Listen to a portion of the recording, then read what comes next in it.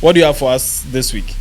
Papa Ebo Quansah, Ghana's known first serial killer. Wow. Basically, it's alleged that he had raped someone and then he was sentenced to 9 months with hard labor. Just 3 months after he was released, another rape. By 1999, there had been about 17 women that had been deleted. The crazy thing is, most of them, in fact, all of them were naked downwards. Some crime scenes had condom wrappers around. Some too had unfortunately, their private parts mutilated. They cut it off. Yes. And so George Barton becomes his last victim. And this victim is who eventually led to his arrest. So eventually, Ebo Quansah was presented as the orchestrator of all the serial killings that have been happening, and he was sentenced to death by hanging. Wow. Yes. So did they do it? They hanging? No, he's still alive.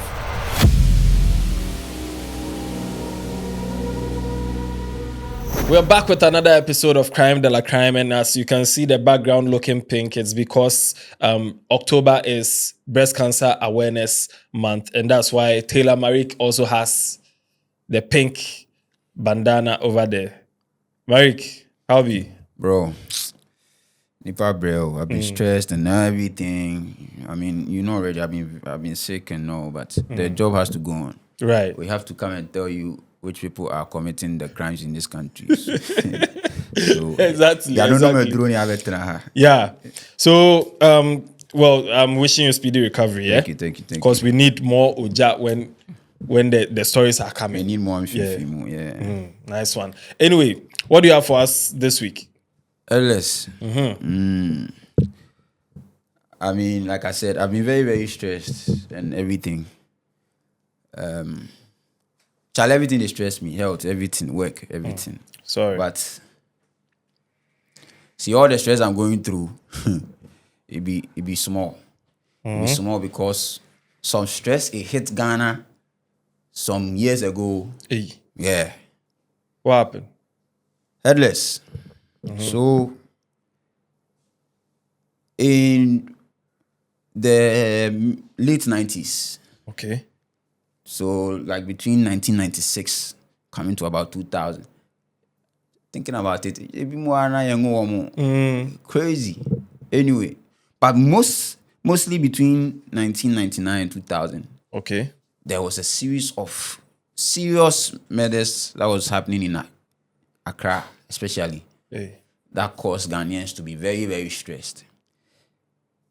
But one name kept coming up. Like, there was a particular name that kept coming up. And this was the name of a young man at the time whose name was Charles Papa Ebo Quansah. Now, this guy was born in 1964. Fancy guy. Fancy there only be. And so that means if he was born in 1964, by now he's about 60, 61, depending on the month he was born. Okay. But just at the age of 22, as our newspapers and our journalists usually say, he was fingered in a crime. Just say, Yeah. And this crime was a very serious one. Basically, it's alleged that he had raped someone. And after the incident, he ghosted. Okay. For about 2 days. So he was a fugitive for about 2 days and he was arrested eventually. And he was taken through a trial at the Accra Circuit Court. Accra Circuit Court, for those who don't know, if you are from Accra, like Kwame Nkrumah Mausoleum or Art Center going to Jamestown, Okay. you see, the law courts over there on the right side. That's where the Accra Circuit Court is. Okay. So that was where his trial happened. And then he was sentenced to 9 months with hard labor at the James Fort prison. James Fort prison, the one close to the White House. The Lighthouse. Okay. Right now, it's not a prison anymore.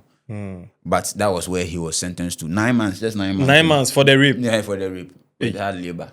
Okay. And then just after after he was released that happened in 1986, and then in 1987, when he was released, just 3 months after he was released, another rape. But this time he took it a notch up. He actually robbed the victim too. So this time too, he went to court and he was sentenced to a 3-year jail term at the Nsawam prisons. Okay, so the first one was 9 months. The first one was 9 months. The second one was 3 years. 3 years. Okay. At the Nsawam prison. So it is believed that whilst he was in Nsawam prison, he met a Lebanese man called William Betha. In other reports, they say this man's name was John Betha. The truth is, with regards to Charles Quansah, the timelines are not very clear. And unfortunately, he's not like Atai or any of these other criminals who have had interviews. There's not a single interview of Charles Ebo Quansah as it stands now that you see anywhere. So he didn't speak to the press or anything back then.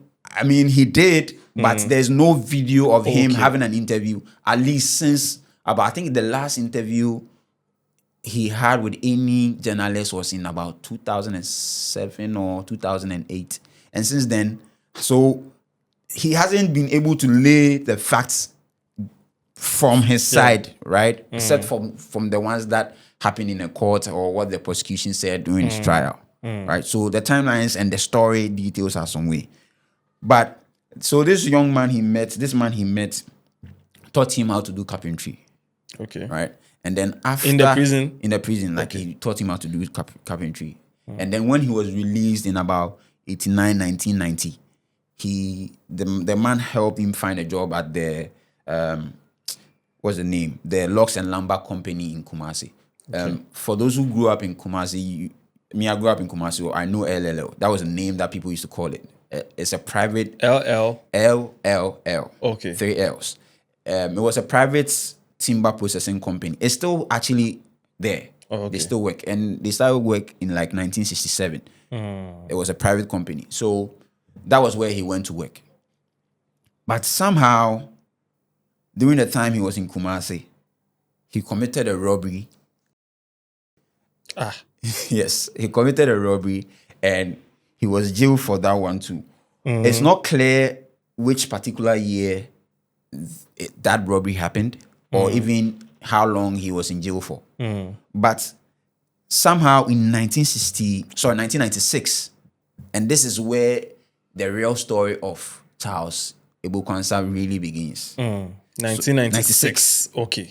So 1996, he befriended a woman, a hairdresser called, 24-year-old hairdresser called Ekuasewa.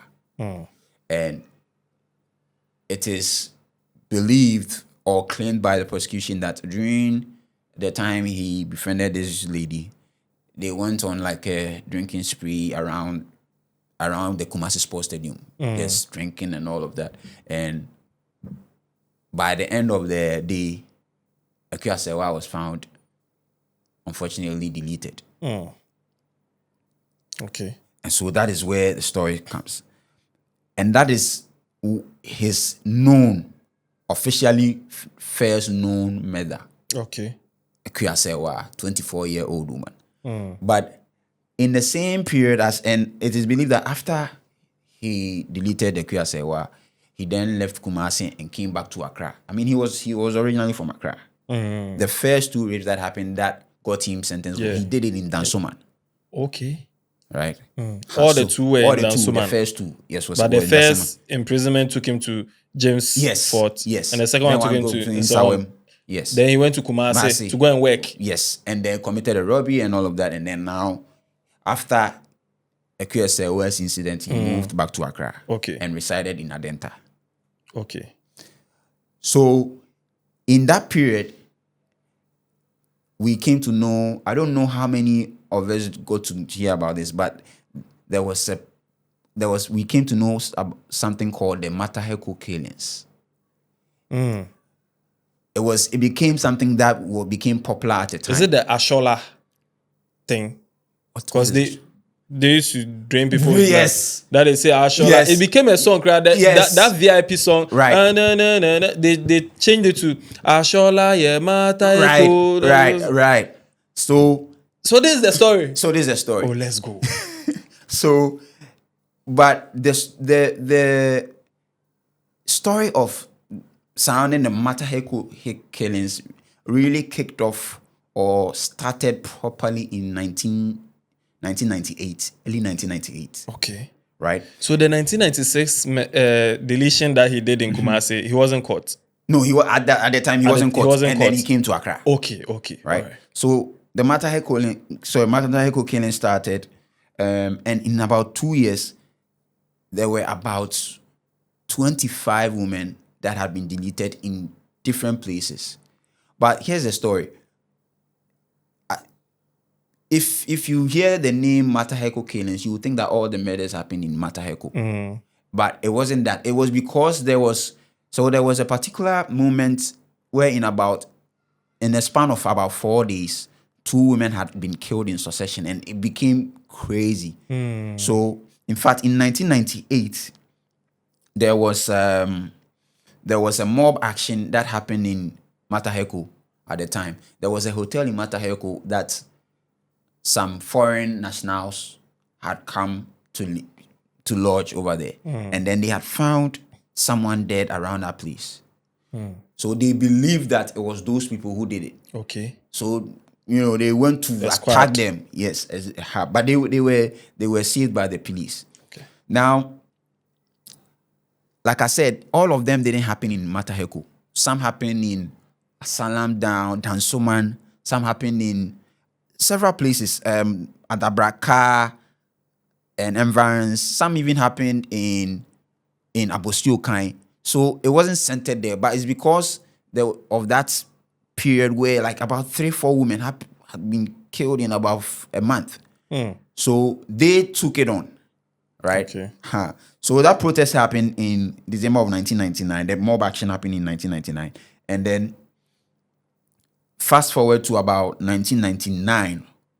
So this one was 1998, and in the mob action happened in 98. That was the start of when this thing has started. Okay. Right, the series of crimes has started. Then in 1999, it became crazy because by 1999, October 1999, there had been about 17 women that had been deleted. Right, and so in 1999, at the time, the first lady at the time, Nana Konadu Adjumare-Rawlings, led a demonstration. Mind you, it was Jerry John Rawlings who was in power at the time. Okay. So Nana Konadu Adjumare-Rawlings, the first lady, interestingly, together with the IGP at the time, and then the Deputy Interior Minister and some members of Parliament had a protest. Okay. A walk-through protest in Accra to petition the Interior Minister at the time. So the government were petitioning themselves against these crimes. Like, yo, what is happening? So some people from the government, were petitioning the government, that's the Interior Minister, to act, including the IGP. Okay, which is the IGP was also protesting. IGP was part of the protest. Yes, isn't it his job? Yes. So there was when the thing happened, a day after, there was reports from, I think, Herald newspaper at the time. They found it laughable. You are the first lady, the IGP, and then the Deputy Interior Minister. Why are you holding a protest when it's your job to figure things out? But anyway... Wait, I want to get it clear. The Deputy Interior Minister was part of the protest. IGP was part of the protest. First lady. And they were petitioning who? The Interior Minister. The Interior Minister. That's the deputy's boss. They were petitioning the government, and then the Interior Minister was the one who accepted the petition.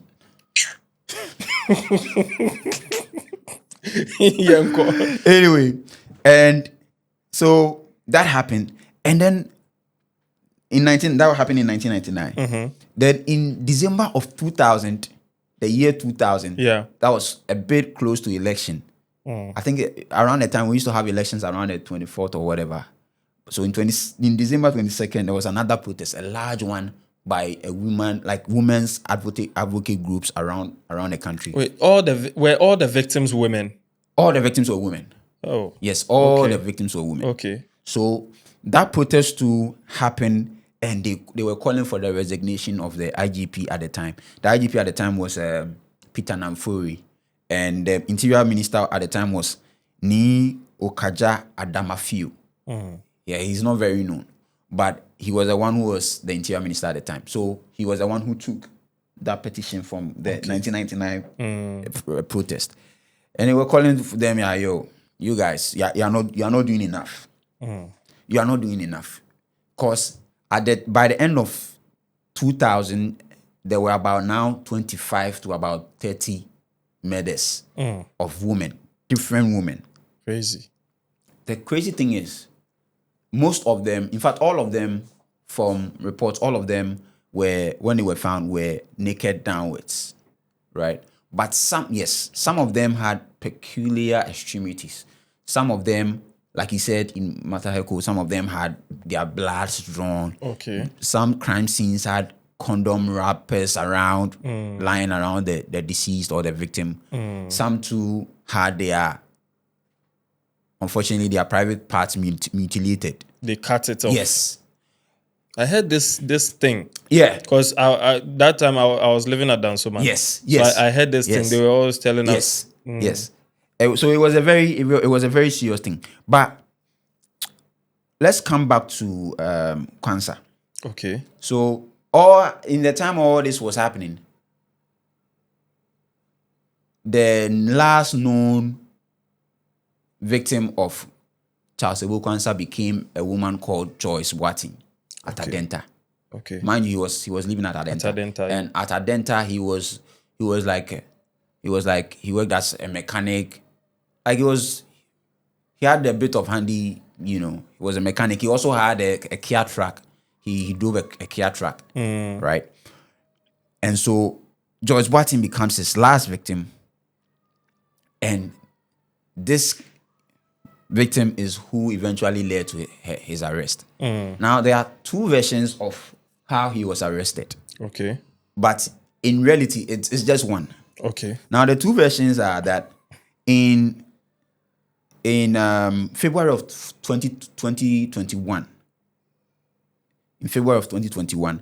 a businessman called Alhaji Mohammed Tina and a carpenter called C.K. Jomo said that they were there when the apprentice of Jomo, whose name was Kojo Ejeyi, came to see him that his girlfriend had been murdered. Okay. And he wanted to know what to do. So they spoke to Alhaji Hassan, who told them, they should report to the Madina police station. So both of them, together with Kojo Ejeyi, went to Madina police station to report the issue, to talk about the issue. And when they got there, Kojo Ejeyi was arrested by the Madina police station because he suspected he was the one who did it. It was Kojo Ejeyi's girlfriend. Kojo Ejeyi's girlfriend. Okay. Yes. So he was arrested and put in. And then when they were talking to him, he made mention that a day before Joyce was found deceased, she had told him, Kojo, that he was going to go with a man to find a place to rent at Dansoman. Like an agent.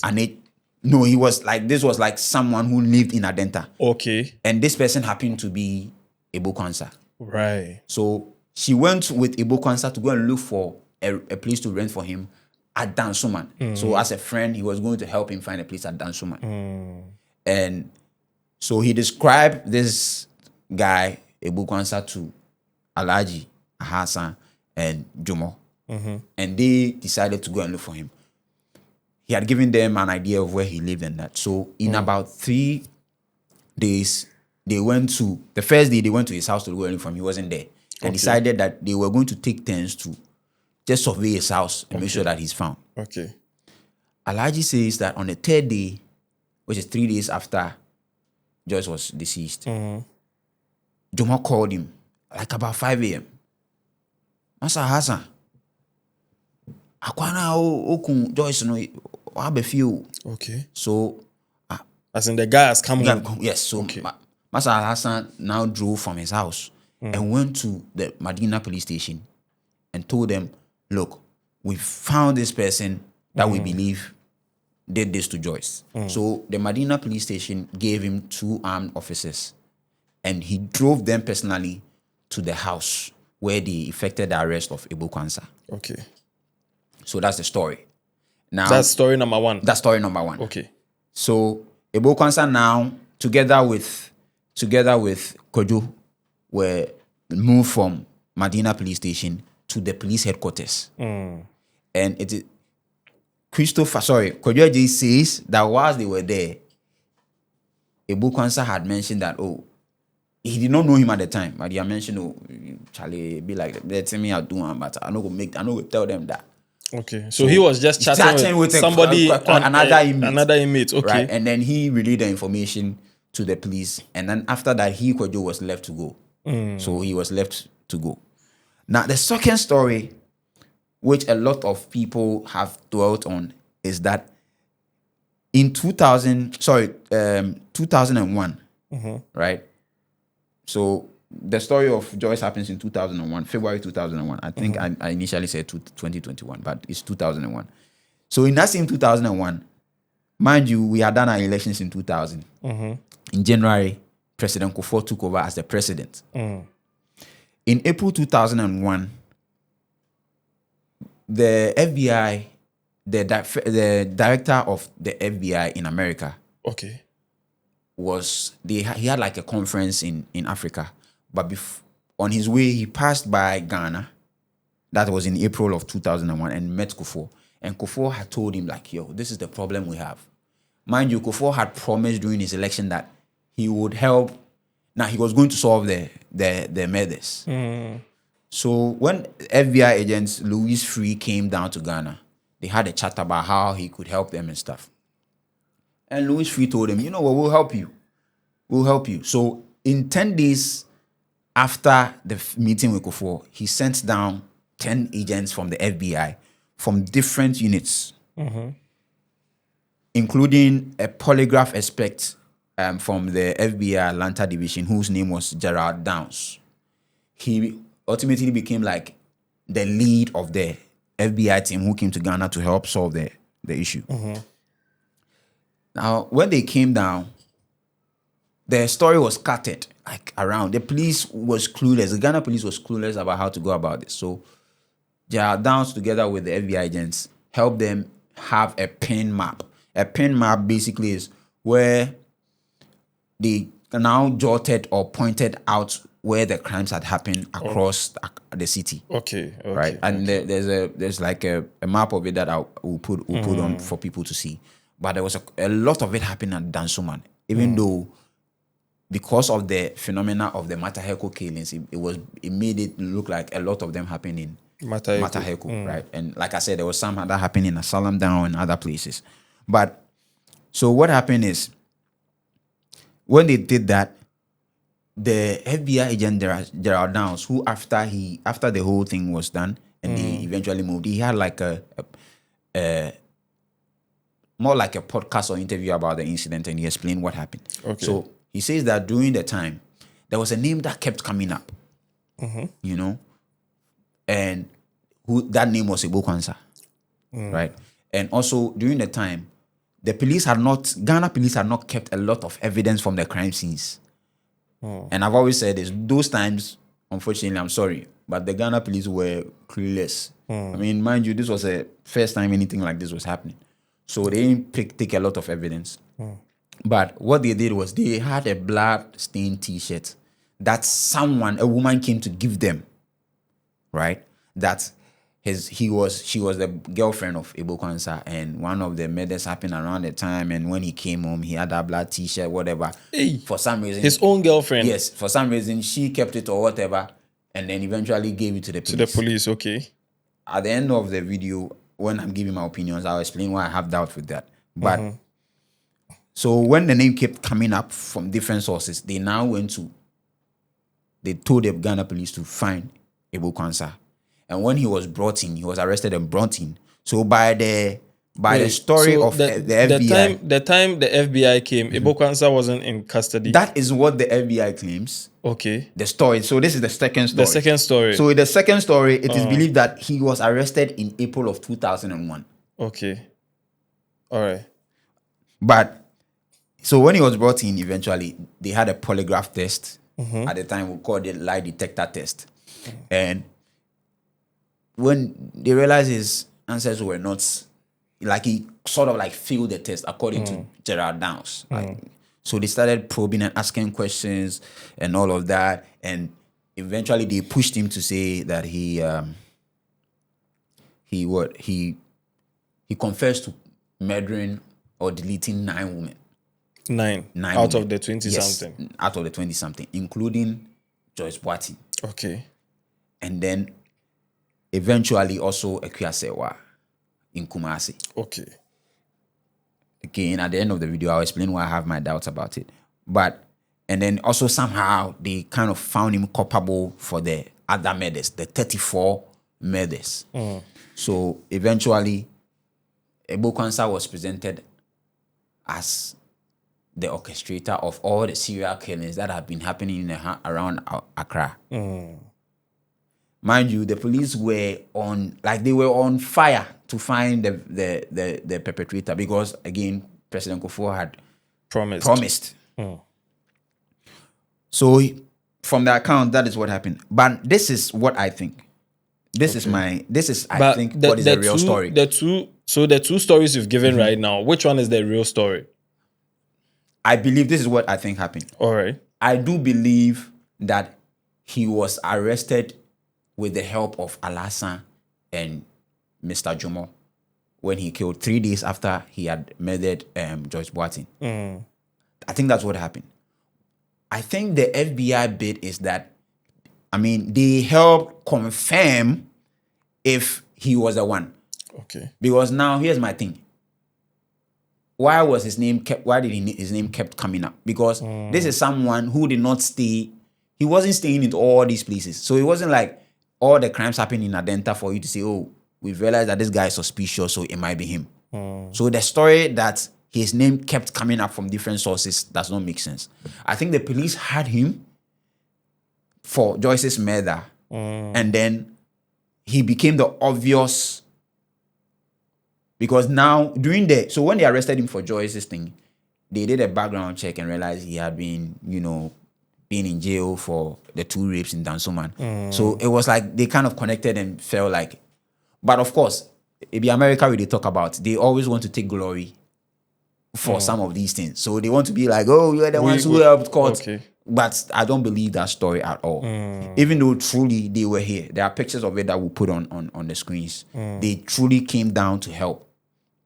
In fact, after some time, I think in 2003 or 4, Alhaji Al-Hassan came and he was pissed that the Ghana police was taking credit for arresting Ebo Quansah. And in fact, he claimed that he was supposed to be giving some 50 million cedis as reward money because the police had promised something like that. Oh, okay. And he wasn't given the reward money. So that is why made him came out to tell the story. And in fact, Kojo J himself, in an interview with Herald, said the same thing, that yes, I was arrested because of Joyce's murder and this is what happened and eventually we found him. So that story is what is the truth. Okay. The FBI did come down, but they helped to connect the dots. But they weren't the one who eventually pinpointed that the crime led to. You get me? Okay. So that's what happened. Now, right after that, obviously he was arrested. He was put through the process. And then in March 2003, he was committed to stand trial for the murder of Quansah only. The Kumasi one. The Kumasi one. Only. Okay. And eventually, he was dragged by the at the time it was the CID boss was David Apietu, Asante Apietu. Eventually they took him to Kumasi to go and show him where Quansah was killed around the Kumasi Sports Stadium. And did like what they did with Sexy Don Don, and then they brought him back. So he was charged for the murder of Akua Sewa alone. None of the crimes that happened in Mataheko, any of these places, connect at the time. He wasn't charged for any of these, including Joyce, including Joyce's own. Wow. Including Joyce's own. Okay. So that went to trial, and again, like I said, and in 2003 he was committed to stand trial, and then in May of 2003 the trial began. But like Sexy Donno's case of the torture claims and stuff, he also claimed torture, and in that time there was a mini trial held, just like Sexy Donno's case, to deal with that case of torture and forced confession, because he said he was forced to confess. And he was dragged by the CID boss to Kumasi, to that place where he himself, he did not even know. Wow. And he did not even know this Akua Sewa, because his real girlfriend, his name was not Akua Sewa, and she was alive, according to him. So it looks like the police wanted to find a culprit and then pin it on him. But so that happened, that mini trial was held, and the judge said, nah, boss, I don't believe you were forced, or you have been tortured like you claim. And in that time too, the defense brought a witness called George Yao Asari. George Asari came to the court and told them how, for real, at the time he was an inmate, and he said there were several times that Ebo Quansah would be picked up by the police from the cell and be returned the next day or whatever. And when he comes back, he has been beaten and all of that. But in July of 2003, that same year, so mind you, May, July, the trial was very fast, very, very quick. I think also because generally at the time, Ghana was on fire. And like I said, President Kufuor had promised to find the killer. So in July of 2023, 29th July specifically, closing arguments happened. Everyone said laid their addresses. And then in August of 2000, that year, he was sentenced to death. August of that year. That's 2003. 2003. Yes. Okay. He was sentenced to death by hanging for the murder of Akua Sewa. I want people to take note of this because it is very vital. The trial and everything happened in 2003. Okay. In 2003. Okay. Very, very fast. From May to August, it was done. And he was sentenced to death by hanging. Wow. Yes. But here's the thing. So did they do it? They hanging? No. He's still alive. Ebo Quansah is still alive. He's at the in Sawan prisons. Okay. He's now 61 or 60. Wow. Yes. So he's still alive. And that's what I'm saying, that it's interesting how there's been no interview of him, because we've seen interview of what's the name? Atayi and some of these people, right? So he's still there. Maybe crime check. Yeah. I was hoping that something like that. Yeah, maybe crime check boss, please. If you're watching this, look for Ebo Quansah. Yeah, we're watching. We go move to one. We both of us before go find this guy, because we really need to hear his story. Then we'll go outside. That means we'll be outside. We'll not be inside. Because I do believe that, I'm not saying he's not guilty of some of the crimes, but you don't believe he did everything, all of that. These. In fact, he claims that he was innocent for Akua Sewa, and he tried to appeal. So he appealed in 2002, 2005, and in 2007 actually, right?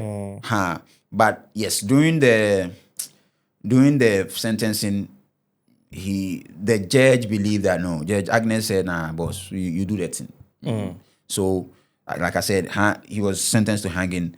But his lawyer at the time, who was appointed by the legal aid, we've talked about the legal aid before. Mind you, it was during the time he was committed to stand trial. That is when the judge proposed that, you don't have a lawyer. And so he asked the legal aid to give him a lawyer. And the lawyer's name was Mr. Joseph Amui. So he was his lawyer throughout. In fact, even through his appeals. And Joseph Amui says, nah. Is it George or Joseph? Joseph Amui. He says, nah, my guy, he did not do it.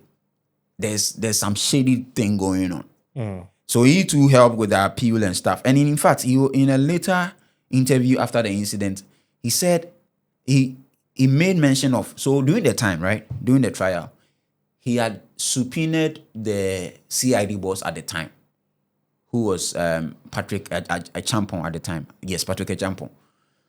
And they requested for the lie detector or that polygraph. Yeah. They also requested for the audio versions of the confessions of Ebo Quansah. None of them, the CID boss did not come.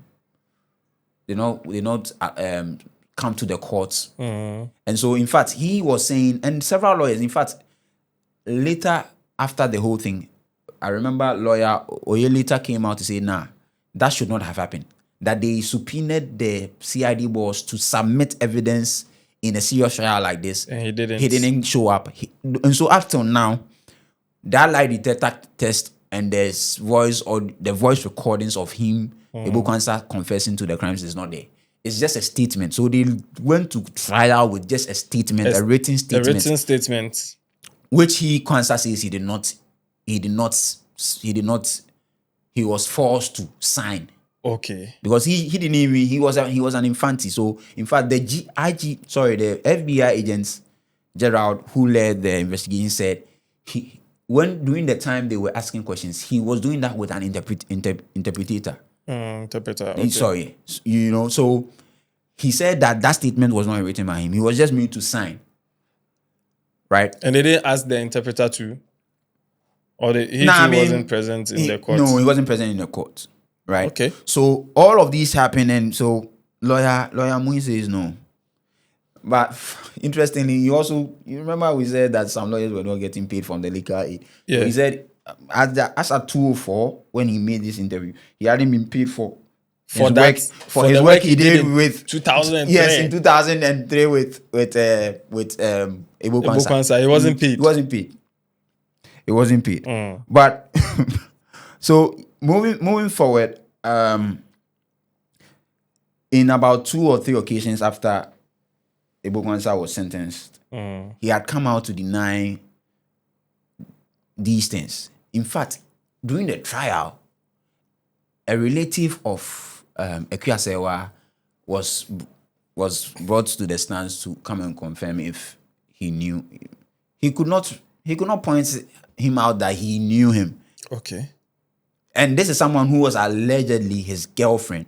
So his family would have known him. No. So all of these things raised was concerns for the defense lawyer, right? And Ebo Quansah came out several times to talk about it and mentioned how they will appeal to, at the time, the CID boss by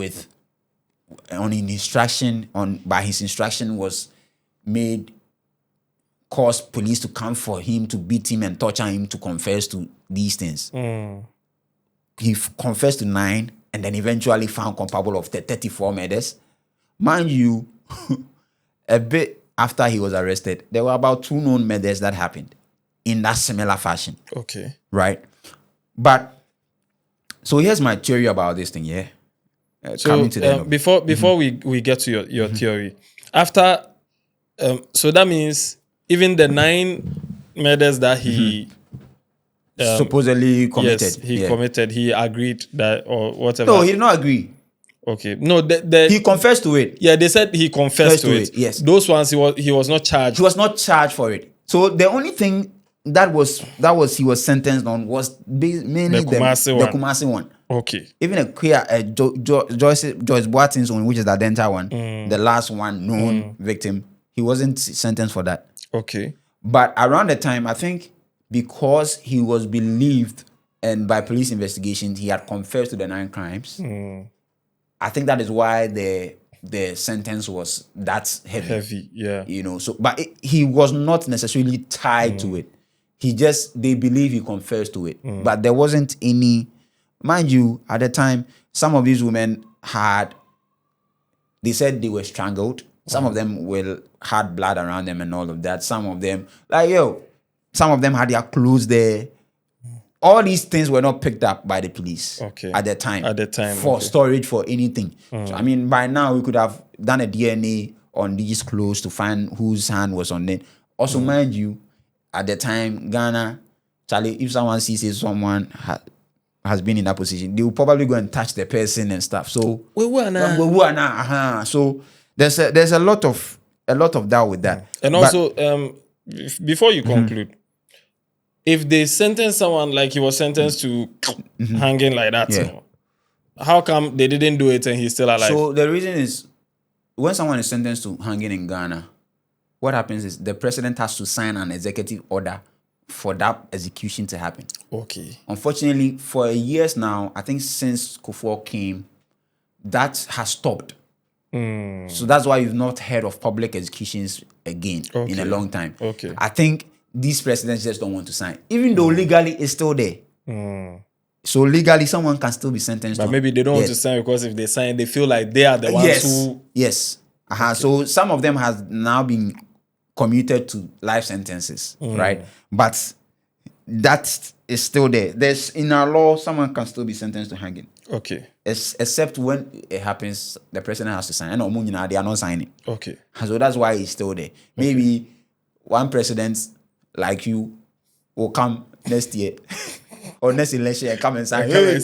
All of you. Hey, bring my pen. You, what did you do? Okay. Take, you come. I'm not that wicked. Anyway. Maybe that's why the other presidents don't want to sign, because they feel like if they sign, they are taking responsibility for somebody's death. Yes. Yeah. So, anyway, so in your conclusion. A lot of theories before the conclusion. Okay. So here's my thing. They said they had a bloody T-shirt. That at the time, in 2001, the FBI was able to help have a DNA analysis on it that was linked to Ebo Quansah. Mind you, they were here for just 2 weeks. The FBI agents were here for just 2 weeks. I don't know when they sent the thing to them. And that time too, it wasn't like now that DNA is processed fast. So when they sent the thing and linked him to Ebo Quansah. Okay. That's first theory from you. Okay. Another thing is, in 2007, like I said, he had appeals. He had sent in appeals from in 2002, in 2003 and 2005 and 2007, right? And all of it. But in 2007, something even strange happened. His docket got missing. We've talked about dockets getting missing in Ghana. So the docket of his case, his trial, the process, everything that has happened in court up to now, we don't know where it is. It's missing. So they can't revisit the case or anything. They don't have any. They don't have.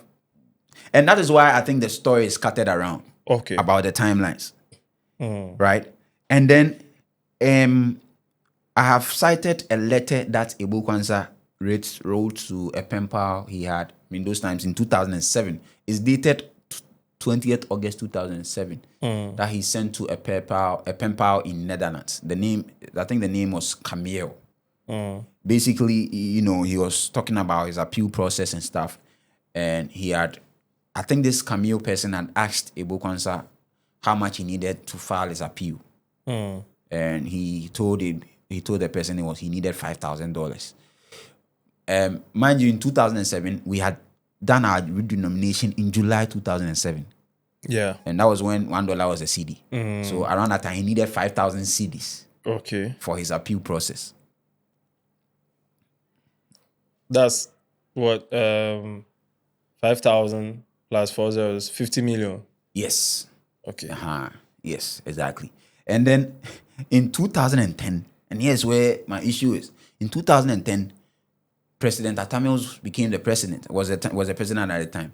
Do you know he requested that they reopen the case of the 34 serial killings? Because, and that's why I said, even with the police, there were doubts. Because, mind you, here's the case. The MO of at least the MO known that Ebo Quansah applied or used was mainly he rapes you and then kills you. Right? But here's the issue. Some of these women, like you mentioned, some of them had blood drawn from them. Yeah. In fact, in some of the crime scenes, there were syringes and all of that lying around the bodies. Some of them had their private parts mutilated. That didn't seem like the MO of Ebo Quansah. Even if he is believed to be a mastermind in these serial killings. His own was to rape, rob, and kill. So this was very extreme. Mind you, Up till now, there is not a single report or story that they searched the house of Ebo Quansah and found syringes or found blood samples or found human parts or found nothing. Okay. So there are some doubts. Okay. There are some doubts. Then, like I said, also the police claims that the killing spree of Ebo Quansah started in 1993. In 1993, he was in Kumasi. There's not a known person, not one known person, who is the victim of that 1993 supposed killing. So he started his operations in 1993. Okay. But we don't know who was killed in 1993. But I think later there was a list that came out of the victims, right? I'll just go over maybe 5 of them. There's about a list of 31 names. No, in fact, 25 names and where they were found and all of that they believe were the victims. I'll just mention a few before we go. So there's Alimatu Seidu, and she was found at Soutium. Okay. So Soutium, so it's not even near Mataheko. And she was found on February of 1999. They go on to say that he had a brother called Kabna Mwakon, and that brother resided in Accra Newtown. There's one Florence Dome who was also found at Dansoman on 18th March 1999. Her mother was alive. They mentioned the mother's name. There's Beatrice Gadesi who was also found at Dansoman, also dated 1999, 28th March. So there's a whole list, right? They have the list of these people who were killed. Mind you, they claim that most of the victims were prostitutes. Okay. So basically, he used to hire prostitutes and then after that, then kill delete. them. Okay. But a lot of the names, at least more than half, I've gone through the whole list. More than half of the list were just regular women, married women, just mothers. So, again, there is doubt. Okay. Lastly, if we believed that this man who has become known as up until recently, I think last week, where this the man who was arrested in Wa for killing people randomly. Yeah. Ebo Quansah was the only serial killer known to Ghanaians. Okay. So the first Ghanaian serial killer? The first Ghanaian serial killer. Okay. Up till now. He's the one that is known to be that person. But mind you, again, the story, based on all of these things, I mean, how can someone be convicted on the murder of one person when he has committed a lot? and now be known as a serial killer. Right? But like I said, I think after the whole thing, when he was jailed, some murders happened. Some murders happened. But because it happened after him, they probably didn't say it was a serial killing. Mind you, even for someone like me who have been following a lot of these issues, at least last year till now, there are several times that I've heard people being killed, left in some alley or some gutter that we don't know who is tied to. Who did it? Yes. Yeah. These are all serial killings, though. These are all serial killings. But over here in Ghana too, when we see people like that, we say, hey, Obi di neko esikedru. Because over here, we don't accept that someone can just go killing people. And just for fun. Just or for fun whatever, or whatever the motive is. So, Headless, that is the story of Ghana's known first serial killer, Charles Ebo Quansah. Wow, very, very interesting. But he's still alive. He's still alive. Okay. He's still alive. Then we need to get his side of the story. He's still alive. I do believe, like I said, he did commit some of the crimes. But even the night that he supposedly confessed to, I don't believe it. Okay. I think the police were looking for answers. I mean, in 2 years, there have been 3 protests about the same issue. So there was heat. Yes, there was heat. I also don't believe the story of the FBI. Okay. In regards to how they arrested him. because blasting T-shirts from where? That his girlfriend His brought. supposed girlfriend brought. Okay.